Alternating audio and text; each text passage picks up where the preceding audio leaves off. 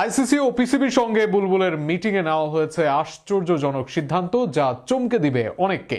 জানিয়ে এত জলঘোলা, তার সবই কি বিফলে, নাকি মাঝ থেকে লাভবান পাকিস্তান?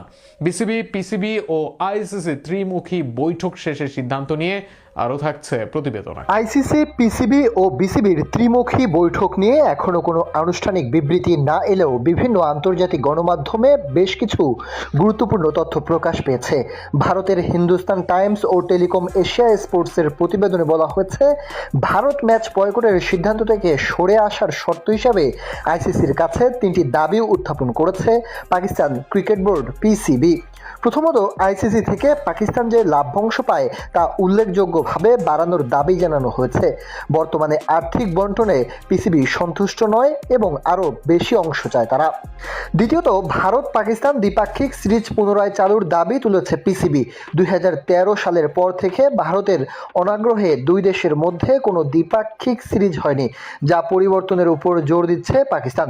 তৃতীয় শর্তটি আচরণগত বিষয়ে 2025 এশিয়া কাপে ভারতীয় ক্রিকেটারদের সঙ্গে পাকিস্তানি খেলোয়াড়দের সৌজন্যমূলক আচরণ না হওয়াকে নেতিবাচকভাবে দেখেছে পিসিবি এবং ভবিষ্যতে এমন পরিস্থিতি আর দেখতে চায় না বলে জানিয়েছে তারা।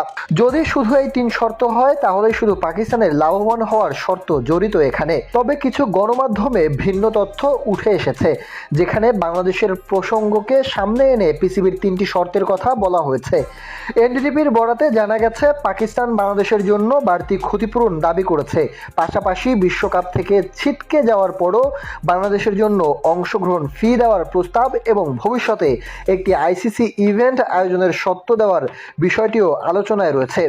সূত্র আরও জানিয়েছে, পিসিবির কয়েকজন কর্মকর্তা আগামী 15 ফেব্রুয়ারি কলম্বোতে ভারতের বিপক্ষে ম্যাচ খেলতে সম্মত হলেও বোর্ড চেয়ারম্যান মহসিন নাকভি এখনও কঠোর অবস্থানে রয়েছেন। চূড়ান্ত সিদ্ধান্তের আগে তিনি আবারও পাকিস্তানের প্রধানমন্ত্রী শাহবাজ শরীফের সঙ্গে বৈঠকে বসতে চান।